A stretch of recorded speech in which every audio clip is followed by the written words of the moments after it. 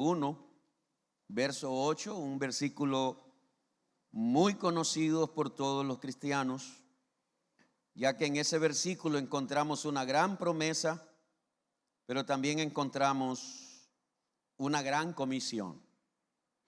A veces nosotros nos concentramos más en las promesas y las comisiones que el Señor nos ha dejado, como que no les queremos poner atención, pero en la Biblia no solamente hay promesas, sino que también hay cosas que Dios nos encomendó hacer. Y esas cosas pues hay que prestarle atención. Dice así, Hechos 1:8. Pero recibiréis poder cuando haya venido sobre vosotros el Espíritu Santo, y me seréis testigos en Jerusalén, en toda Judea, en Samaria y hasta lo último de la tierra. Si lo lee conmigo, por favor, dice, pero recibiréis poder cuando haya venido sobre vosotros el Espíritu Santo, y me seréis testigos en Jerusalén, en toda Judea, en Samaria y hasta lo último de la tierra. Amén. Jesús se está despidiendo de sus discípulos.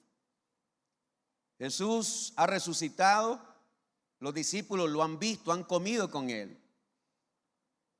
Después de la resurrección de Jesús, él se quedó 40 días en la tierra hablando con sus discípulos acerca del reino de Dios. Y ahora el Señor está por irse al cielo y Él les está dando una palabra, una promesa impresionante. Ustedes van a recibir poder. No cualquier poder, no es poder humano, no es el poder de esta tierra, no es poder de armas humanas, no, es el poder del Espíritu Santo. Y entonces el Señor les dice, ustedes van a recibir poder, van a ser revestidos de autoridad, de poder, de denuedo. Ustedes van a ser ungidos, llenos, todo su ser, espíritu, alma y cuerpo. Recibirá ese poder del Espíritu Santo. Y esa fue la promesa que el Señor les estaba haciendo en aquel momento a sus discípulos. Ustedes van a recibir poder. ¿Cuándo? Cuando venga el Espíritu Santo. Y esa era la promesa. Pero el Señor no solo les dio promesa, el Señor les dio comisión. Y entonces el Señor le dice, pero ustedes van a recibir poder cuando haya venido sobre vosotros el Espíritu Santo. Pero ahora viene la comisión. ¿Para qué queremos ese poder? ¿Para qué los discípulos quieren el poder del Espíritu Santo? Bueno, aquí lo dice el Señor. Para que seamos testigos. Para que podamos testificar, proclamar, anunciar, predicar. Alguien dice amén. El poder de Dios es para compartir con otros, para testificar a otros, para hablar a otros. ¿Y a dónde lo vamos a hacer? En Jerusalén. Recordemos que ellos están en Jerusalén, pues van a comenzar en Jerusalén. Y luego hay que ir a Judea, luego hay que ir a Samaria y luego hay que ir hasta lo último de la tierra. Los discípulos se quedaron en Jerusalén. Hay cosas en la Biblia que no están tan claras, como lo que le voy a explicar ahorita. Por ejemplo, la Biblia habla de 120 personas en el aposento alto que fueron llenos del Espíritu Santo. Oiga, 120.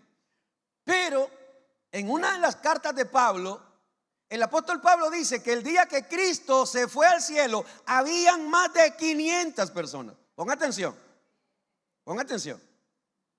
El día que el Señor comisionó a sus discípulos, no habían solo 11, porque ya Judas había muerto. No habían solo 11. Según Pablo, habían más de 500. Eso lo dice Pablo. Más de 500 miraron a Jesús el día que Él se fue. Entonces a esos 500 o más de 500 oyeron, escucharon la promesa que iba a venir el Espíritu Santo, los iba a revestir a todos. Esos más de 500 también escucharon la comisión que hay que ser testigos, que hay que ir a testificar, a proclamar, a anunciar. Todos escucharon. Pero eso así usted no lo haya así, en ese orden que yo lo estoy diciendo. Pero si Pablo dice que habían más de 500 que vieron a Jesús resucitado y lo vieron irse al cielo, todos ellos oyeron esto.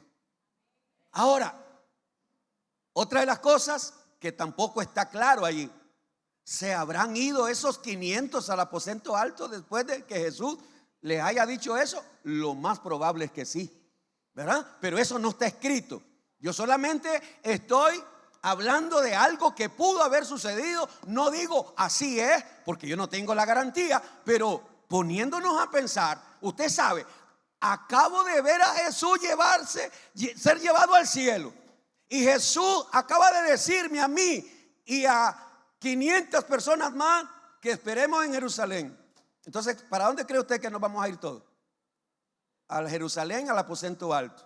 Porque Jesús está fuera de Jerusalén. Cuando Él fue llevado al cielo, Jesús está fuera de Jerusalén con estas personas.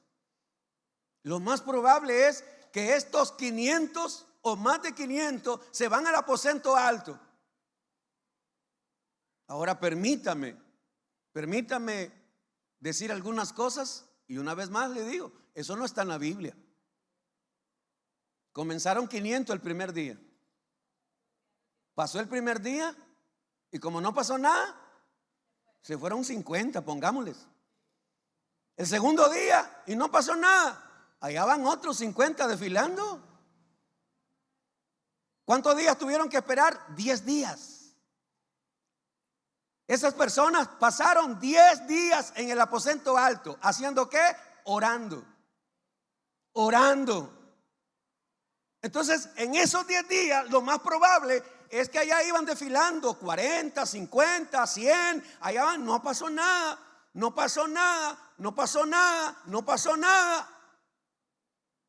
Hasta que llegó el día de Pentecostés. 10 días pasaron, desde que Jesús es llevado al cielo, pasaron 10 días. Y al final solo quedan 120. Y la promesa se cumple en Hechos capítulo 2, que no necesito ni siquiera leérselo porque usted los conoce, que en Hechos capítulo 2 dice que estaban reunidos allí en el aposento alto, estaban sentados y claro, usted sabe, 10 días. No iban a estar danzando, no, ellos están cansados, ¿verdad? Tienen 10 días de estar ahí. No se sabe si están haciendo ayuno o están comiendo, no se sabe, pero ellos llevan ahí 10 días. Y de repente un viento recio, de repente sucede algo, lenguas de fuego se le pone sobre sus cabezas y comienzan a hablar en otras lenguas. 120, entre esos 120 está María, la madre de Jesús, están otros familiares y están los 11 apóstoles. Se cumplió la promesa. Le pregunto, ¿Dios cumple lo que promete? Una vez más le pregunto, ¿Dios cumple lo que promete? Nunca dude de las promesas de Dios. Nunca dude de las promesas de Dios. Ahí estaba cumpliéndose. No se cumplió el primer día ni el segundo. Yo no sé cuántos días hay que esperar, pero si Dios promete algo, Él lo va a cumplir. Luego que aquellos 120 fueron llenos del Espíritu Santo, bueno, Pedro comienza a predicar y en esa primer prédica se convierte en 3,000. Y después se sigue predicando la palabra de Dios. Y en Hechos capítulo 6, verso 7, podemos darnos cuenta que los discípulos cumplieron con la comisión. Vaya conmigo ahí, Hechos 6, 7. Hechos capítulo 6, verso 7. Dios cumplió su promesa y los discípulos cumplieron con su comisión. Ellos obedecieron, porque dice Hechos capítulo 6, verso 7, dice, léalo conmigo si puede. Y crecía la palabra del Señor y el número de los discípulos ¿se qué? No dice que se sumaban, se multiplicaban grandemente. ¿A dónde? En Jerusalén. También muchos de los sacerdotes obedecían a la fe. En otras palabras, los fariseos se estaban convirtiendo, los otros saduceos, ¿verdad? Se estaban convirtiendo.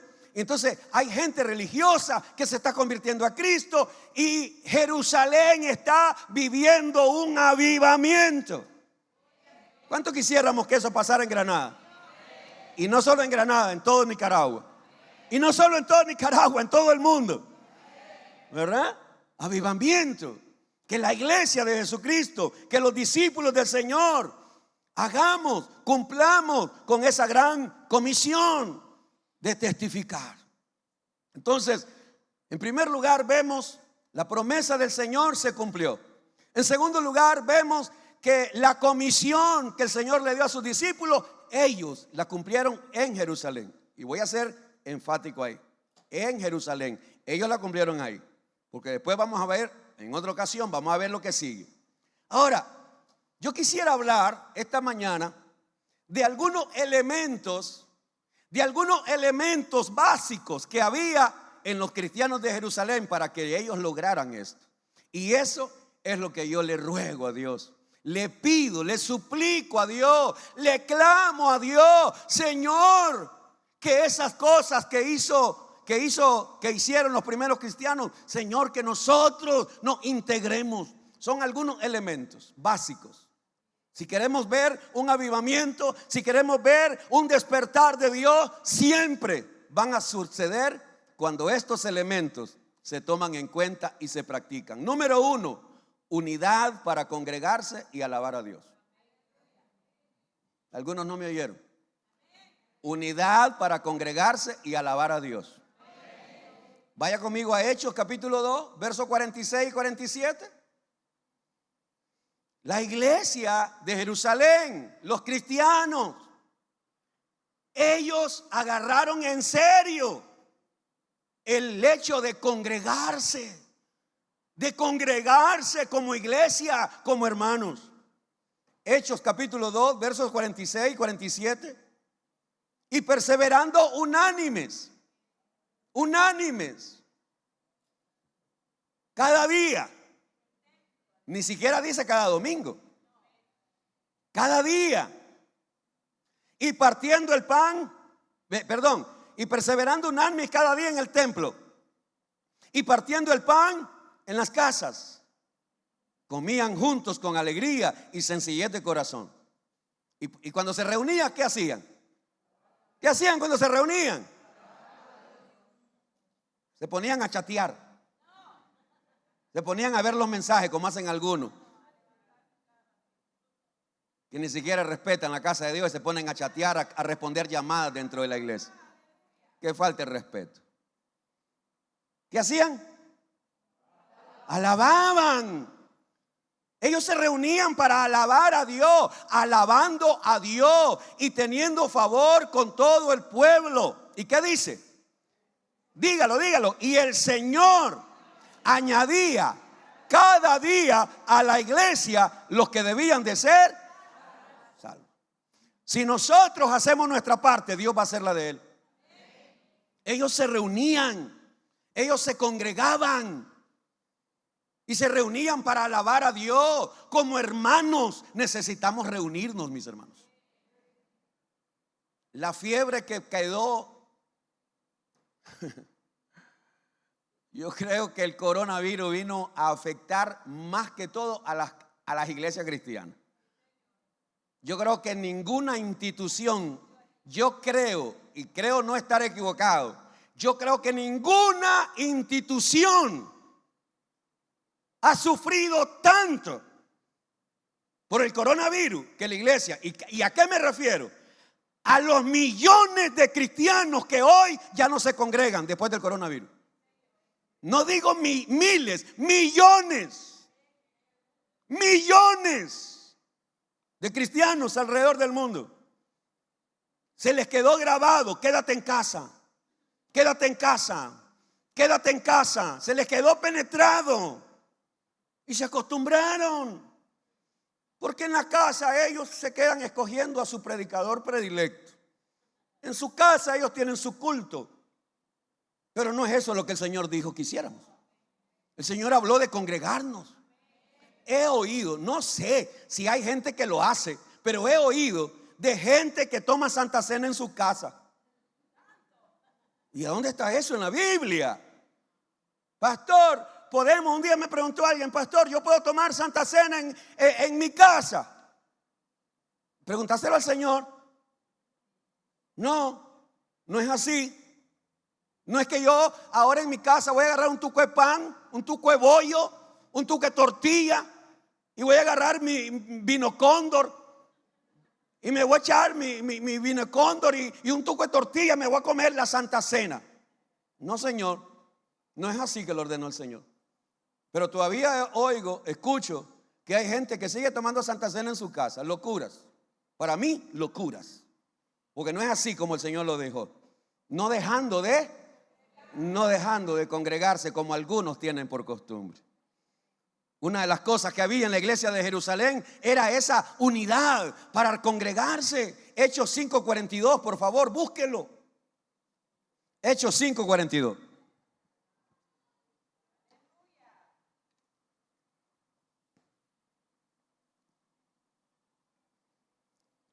Y yo sé que ahorita me están viendo hermanos que se quedan siempre en su casa. Es a ustedes que les estoy hablando. Todos los que quedaron contagiados con ese virus que se les metió en el cerebro, quédate en casa. Quédate en casa y quédate en casa. 5:42, ¿qué dice? Y todos los días en el templo y por las casas no cesaban de enseñar y predicar a Jesucristo. Todos los días. Nosotros apenas nos reunimos 2 veces a la semana. ¿Ah? Imagínate, 2 veces a la semana. Y hay gente que todavía no puede. ¿Ah? Es para que el día miércoles aquí no sobraron ni una silla vacía. De toda la gente. ¿Por qué hacemos 2 cultos? Yo no estoy haciendo 2 cultos porque me da la gana hacer 2 cultos. Aquí hacemos 2 cultos porque la membresía de esta iglesia no alcanza. Por eso hacemos 2 cultos. Pero si aquí la membresía de la iglesia fuera pequeña como era al inicio, solo hacíamos 1 culto. Pero ahora imagínense, a veces el templo está en domingo totalmente lleno. A veces en los 2 cultos. Muchas veces lo hemos visto en los 2 cultos. Ahora saquemos de todos esos 2 cultos un pequeño porcentaje que vinieran el miércoles. ¿Ah? No, hombre, quedaría gente de pie aquí. Pero es lo mismo. No hay interés, no hay deseo. ¿Verdad? Y podemos poner cualquier tipo de excusa. Vivo largo, no tengo para el taxi, es que me voy a pie, es que vengo, lo que sea. Todos los días. Había eso. En los tiempos de los apóstoles no habían taxi. No, la mayoría de la gente no tenía burros ni carretas para andar. Era a pies, cada quien tenía que caminar y largas distancias. Y nosotros que estamos bendecidos en una ciudad donde casi todo nos queda cerca. Vivimos en una ciudad donde, gracias a Dios, casi todo nos queda cerca. Entonces, una de las características, uno de los elementos básicos era la unidad para congregarse a alabar al Señor. Esa unidad. Vamos a reunirnos para alabar a Dios, para oír la palabra de Dios, para recibir la palabra del Señor. Y cuando hacemos las cosas que Dios manda, Él añade a la iglesia. Él añade. La segunda cosa que tenía la iglesia en Jerusalén era la unidad en la oración. La unidad para orar. Mire por favor Hechos capítulo 4 y vamos a comenzar en el verso 23. Hechos capítulo 4 y vamos a comenzar en el verso 23. Los apóstoles están predicando, pero ya comienzan a ser perseguidos. A Pedro y a Juan los han echado presos y les han prohibido que sigan predicando en el nombre de Jesús. Y les dicen que si siguen predicando, los van a encarcelar y entonces Pedro y Juan salen de la cárcel y se van a reunir con los hermanos en la iglesia. Entonces sucede esto que vamos a leer. Verso 23, capítulo 4, 23. Y puestos en libertad, Pedro y Juan, ¿verdad? Vinieron a los suyos, a la iglesia, a los hermanos, y contaron todo lo que los principales sacerdotes y los ancianos les habían dicho. Y ellos, habiéndolo oído, alzaron ¿qué? Unánimes la voz a Dios y dijeron: soberano Señor, tú eres el Dios que hiciste el cielo y la tierra, el mar y todo lo que en ellos hay. Que por boca de David tu siervo dijiste: ¿por qué se amotinan las gentes y los pueblos piensan cosas vanas? Se reunieron los reyes de la tierra y los príncipes se juntaron en uno contra el Señor y contra su Cristo, porque verdaderamente se unieron en esta ciudad contra tu santo Hijo Jesús, a quien ungiste, Herodes y Poncio Pilato, con los gentiles y el pueblo de Israel, para hacer cuanto tu mano y tu consejo habían antes determinado que sucediera. Verso 29. Y ahora, Señor, mira sus amenazas y concede a tu siervo que con todo denuedo, que hablen tu palabra. Verso 30. Mientras extiendes tu mano para que se hagan sanidades y señales y prodigios mediante el nombre de tu santo Hijo Jesús. Verso 31, si me acompaña a leerlo, dice: cuando hubieron orado, el lugar en que estaban congregados tembló y todos fueron llenos del Espíritu Santo. ¿Y qué hacían? Y hablaban con denuedo la palabra de Dios. La unidad en la oración. Los primeros cristianos sabían que era imposible mantenerse firme si no nos mantenemos unidos en oración. Es por eso que usted escucha tantas veces en esta iglesia: hermano, cuando sea tiempo de orar aquí, no se quede, hombre, ahí mirando para todos lados como que si la oración no es para usted. La oración es para usted también. En otras palabras, usted debe unirse a la oración. Tenemos un tiempo de orar al comienzo del culto. Tenemos un tiempo para orar a las ofrendas. Tenemos otro tiempo de oración antes de la enseñanza. Tenemos otro tiempo de oración al final del culto. Hay tiempos de oración. ¿Y qué debería hacer toda la iglesia? Unida. Toda la iglesia vamos a estar unidos en la oración. Vamos a darle gracias a Dios por esto. Vamos a darle gracias a Dios por lo otro. Vamos a darle gracias. ¿O es que acaso hay alguien aquí que no tiene algo que agradecerle a Dios? Todos tenemos algo que agradecerle al Señor. En Hechos 12:5, Hechos capítulo 12, verso 5, encontramos otro ejemplo.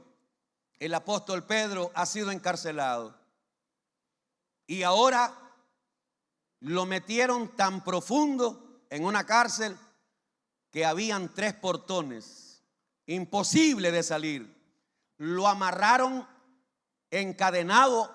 Pedro estaba encadenado, tenía un guardia a su derecha y tenía otro guardia a su izquierda. Tiene cadenas, ni cómo irse, ni cómo salirse. Pedro no tiene escapatoria. Y según estaban esperando a la mañana para sacarlo y matar a Pedro. Y la iglesia allá estaba sin hacer nada. Hechos 12:5, ¿qué dice? Así que Pedro estaba custodiado en la cárcel. ¿Qué dice? Pero la iglesia, ¿quién? La iglesia hacía sin cesar oración a Dios por él. ¿Cómo era la oración? Continua. ¿Cómo se puede lograr eso? De varias maneras. Que haya un grupo de gente orando 1 hora, otro grupo de gente orando 1 hora. ¿Aló? Recuerdo que hace algunos años hicimos algo como eso. No recuerdo si fue por 24, por 1 semana, por 3 días. No recuerdo cuánto tiempo, pero nos organizamos. No sé qué estaba pasando en ese entonces y nos organizamos por grupos de personas. Hermanos, ¿cuántos pueden orar de 7 a 8 de la mañana? Dale, yo, ok, y de 8 a 9 yo, y de 10 a 11 yo, y de 11 a 12 yo. Y se organizó un grupo de personas hace algunos años, no recuerdo por qué razón, pero había una emergencia en ese entonces y se organizó. Entonces la gente, la iglesia, orando sin cesar, orando. Otra forma de orar sin cesar, mis amados hermanos, es que, hermano, mire, nos unimos en oración a las 5 de la mañana, nos unimos en oración a las 12 de mediodía, nos unimos a las 3 de la tarde y nos unimos a las 9 de la noche. Estamos orando todo, cada quien en su lugar, orando por una sola petición. La iglesia estaba haciendo oración sin cesar y era por la liberación de Pedro. La pregunta es, ¿Dios contestó esa oración? ¿Dios contestó? Claro, Dios envió ángeles. Dios envió a su ángel a la cárcel a liberar a Pedro. Las cadenas se soltaron. El ángel le dijo a Pedro, ponete la sandalia, tapate con tu manto. Y Pedro salió caminando y las puertas se iban abriendo solas. Y cuando llegó al portón y Pedro creía que era un sueño, ni siquiera sabía que era realidad. Y cuando el portón de hierro que daba a la calle se abrió solo, hasta ahí Pedro se da cuenta que no era un sueño, que era verdad. Dios estaba respondiendo ¿qué? La oración, mis hermanos. Qué importante es que la iglesia, realmente los líderes, mantengamos esa unidad en la oración los días de semana en nuestros hogares. A las 5 de la mañana hay un tiempo de oración. Tenemos oración. Bueno, usted puede disponer su tiempo, acomodar su tiempo y mantener un tiempo de oración. Y aprenda a orar no solo por usted, aprenda a orar siempre por el liderazgo. Aprenda a orar por sus pastores, por los líderes, por todos los miembros de la iglesia, para que Dios nos ayude a mantenernos firmes. Una oración. No una oración pensando solo en mí. Ay, Señor, bendíceme, ayúdame, dame más a mí. Señor, levántame a mí y a mí otra vez, vuélveme a levantar y dame más y bendíceme más. No, Señor, esas oraciones realmente son oraciones, ¿cómo les puedo llamar?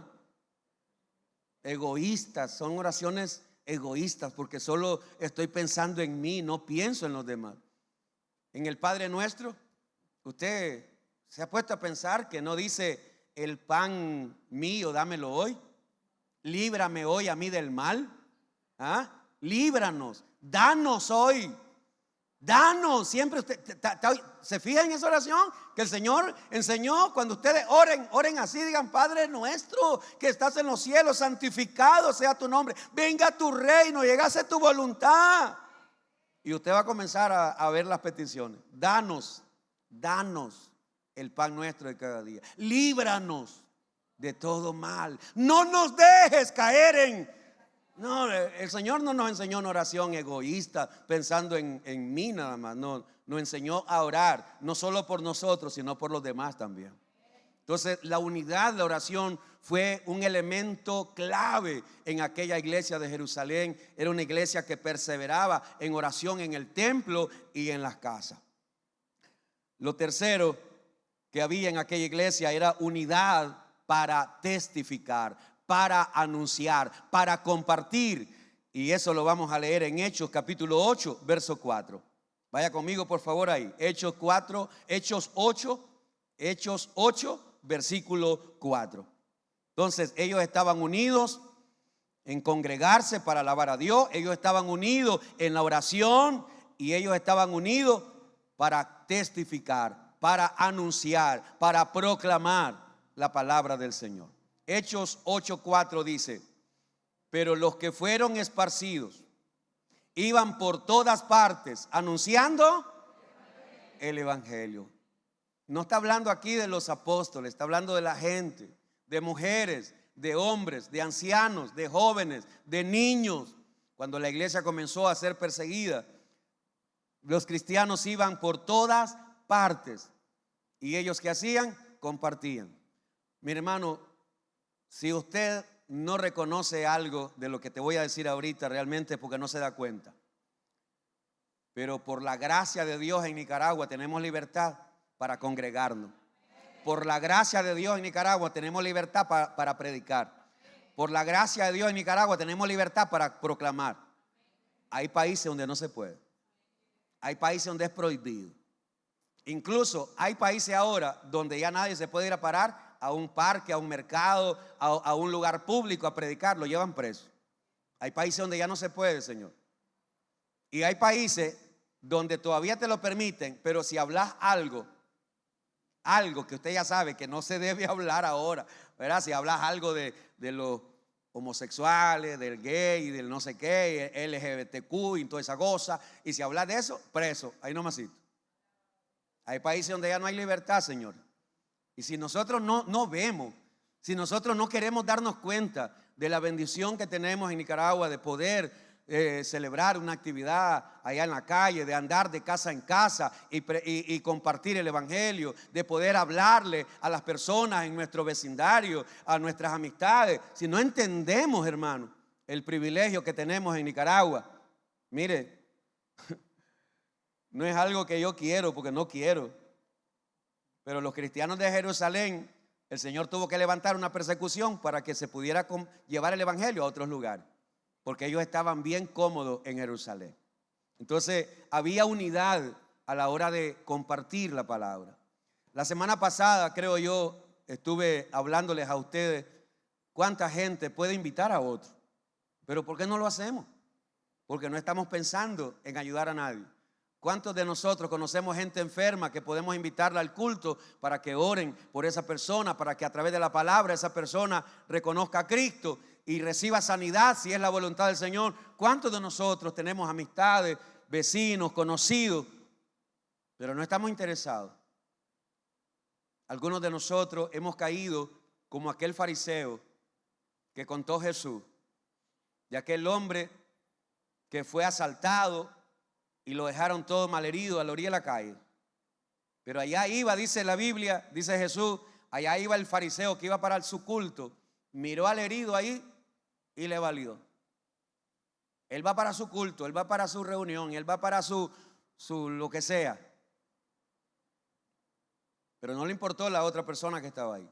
Y luego dice que pasó un levita, que era también un servidor del templo. Él va para su culto, él va para su reunión. Y podemos estar cayendo en eso, hermano. Usted viene para el culto, venimos los pastores, venimos los servidores, vamos para el culto, pero ¿cuánta gente vemos en el camino que están necesitando que alguien los lleve, que alguien diga, te puedo llevar, puedes ir conmigo, vamos al culto, vamos a oír la palabra, vamos, Dios tiene... No, pero allá vino un samaritano que era considerado un perro, pero era un samaritano que tenía un corazón gentil, que tenía un corazón de ayuda, de servidor. Y aquel samaritano se detuvo, miró al herido, se agachó, lo vio, agarró aceite, agarró vino y hizo lo que tuvo que hacer. Luego lo agarró, lo subió a su cabalgadura y lo llevó, dice el Señor, a un hospedaje y pagó, ¿no? Señor, ¿quién es mi prójimo? Ese es tu prójimo. ¿Cómo ayudo al prójimo? Ahí tenés, al prójimo lo vas a hallar en la calle, al prójimo lo vas a hallar herido, al prójimo lo vas a hallar lamentándose, al prójimo lo vas a hallar necesitando algo. Y es ahí donde entramos nosotros. Es ahí donde nosotros podemos dar esa ayuda, esa guianza, ese brazo y decirle, yo te invito, yo te vengo a traer, yo te vengo a dejar unidad, esa unidad en la iglesia para congregarse, esa unidad para orar, esa unidad para evangelizar. Y por último, yo quiero compartirte lo siguiente. Cuando la iglesia hace su labor, Dios siempre va a respaldar con milagros. No sé si lo hice el domingo pasado o un domingo de estos, yo dije algo como eso. ¿Por qué en años anteriores mirábamos más milagros? ¿Y por qué ahora no los vemos como deberíamos de verlos? Porque nos hemos conformado, nos hemos acomodado. Pero hace muchos años, hace mucho tiempo, muchos de ustedes y otros que ya no están, buscaban gente para traer. Pero hoy la mayoría de nosotros venimos solos. Porque no estamos pensando a quién llevo esta semana, a quién llevo este domingo. Pero hace mucho tiempo había ese deseo, esa pasión de llevar a alguien, de invitar a alguien, de invertir en traer a alguien.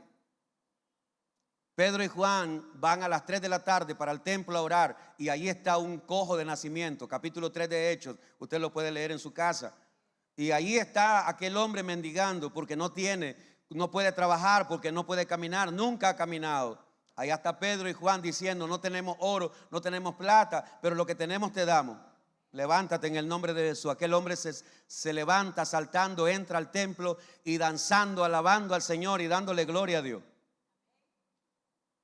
En Hechos 5:12, si me acompaña a leer algunos versículos para terminar esta enseñanza. Hechos 5:12, mire lo que dice. Hechos 5:12.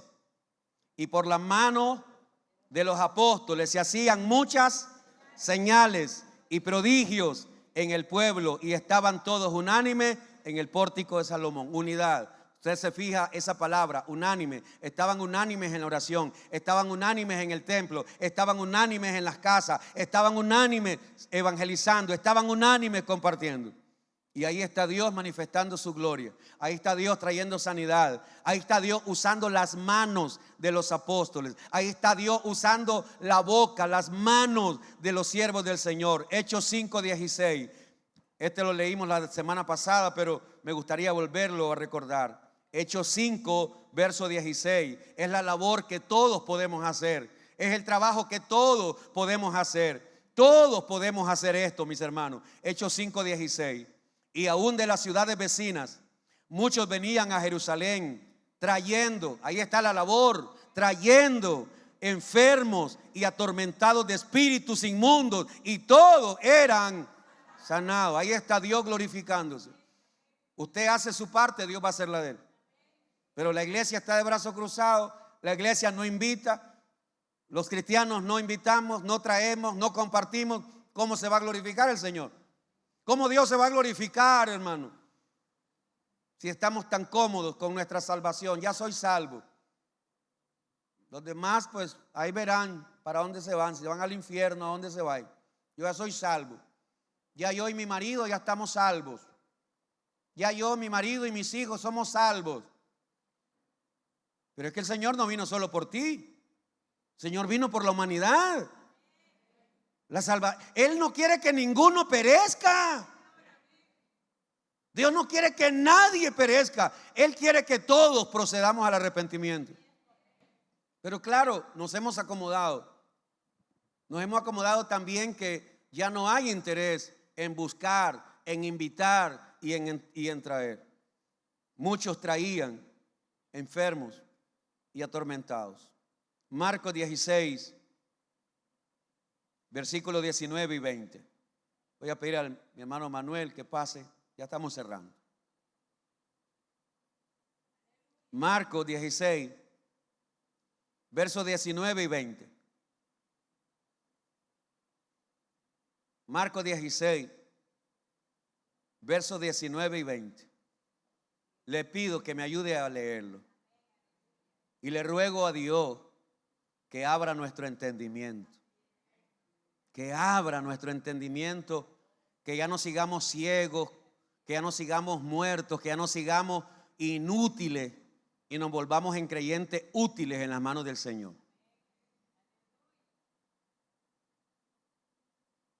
Marcos 16, versos 19 y 20. Y el Señor, después que les habló, fue recibido arriba en el cielo y se sentó a la diestra de Dios. Estamos hablando que ya Marcos está terminando su evangelio y está diciendo que el Señor fue llevado al cielo, se despidió de sus discípulos y fue recibido en el cielo. Verso 20. Y ellos, los discípulos, saliendo, predicaron en todas partes. ¿Ayudándoles quién? ¿Aló? ¿Ayudándoles quién? Ayudándoles el Señor. ¿Y cómo les ayudaba? Confirmando la palabra. ¿Con qué? Con las señales que la seguían. Amén. El Señor hizo promesas y Él las cumplió. Pero el Señor nos ha pedido a nosotros que hagamos algo. Y Él testifica, comparte, háblale, invita, trae. Cuando yo hago mi parte, Dios se va a glorificar. Los discípulos salieron y predicaron por todas partes. Y no estamos hablando solo de los 11. No, estamos hablando de la iglesia. La iglesia compartía, la iglesia hablaba, la iglesia traía. Y el Señor ahí estaba ayudando El Señor ahí estaba ayudando para dar palabras. Pero es que ¿cómo le hablo? Yo no sé cómo decirle. Y si se me pega la lengua, y si me quedo tartamudo, y si me quedo allí, Dios te va a dar palabras para hablar. Pero ¿y si la persona no quiere? Por lo menos tú ya cumpliste tu parte. Y si me dice alguna vulgaridad, pues vas a tener la dicha de sufrir por la causa de Cristo. Por donde tú la busques no hay excusa. Predicaron por todas partes, ayudándoles el Señor. ¿Y cómo le ayudaba el Señor? Confirmando la palabra. ¿Se acuerdan de la oración que los apóstoles hicieron cuando salieron Pedro y Juan presos? ¿Se acuerdan aquella parte que leímos donde Pedro y la iglesia oraba? Señor, extiende tu mano para que se hagan milagros, sanidades. Deberíamos de orar más por eso, hermano. Deberíamos orar: Señor, extiende tu mano en la evangelización, en cada enseñanza, Señor, para que la mano de Dios obre milagros en el nombre de Jesús. Ayudándoles el Señor y confirmando la palabra con las señales que les seguían. Estas señales seguirán a los que, no dice estas señales seguirán a los apóstoles. No. Estas señales no dice seguirán a los profetas. No dice estas señales seguirán a los pastores. No, estas señales seguirán a los que creen. Entonces yo le hago una pregunta: ¿usted cree? ¿Cree que Jesús tiene poder para sanar, para liberar y bendecir? Entonces eso es todo lo que usted necesita. Si usted cree que Dios puede usar su vida, usted puede testificar y usted puede invitar, e incluso usted puede orar por alguien y Dios se va a glorificar.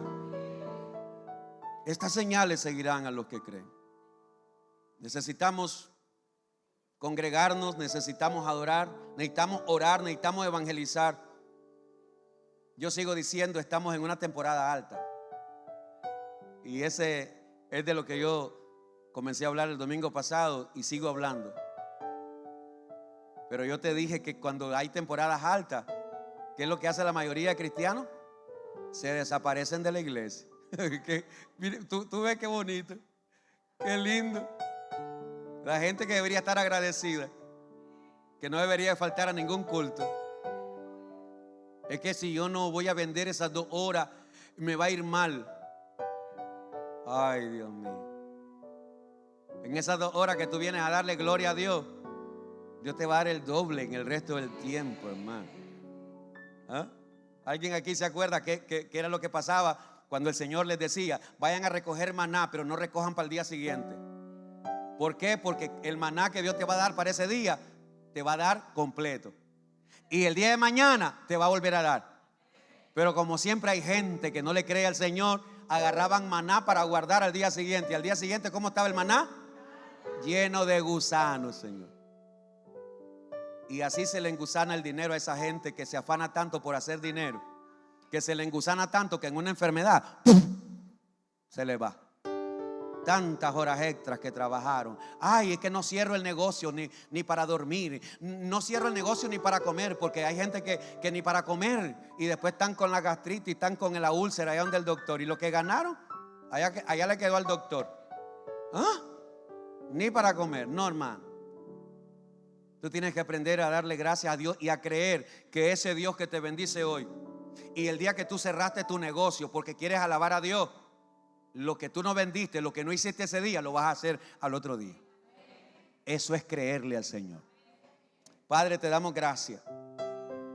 Padre, te damos la gloria.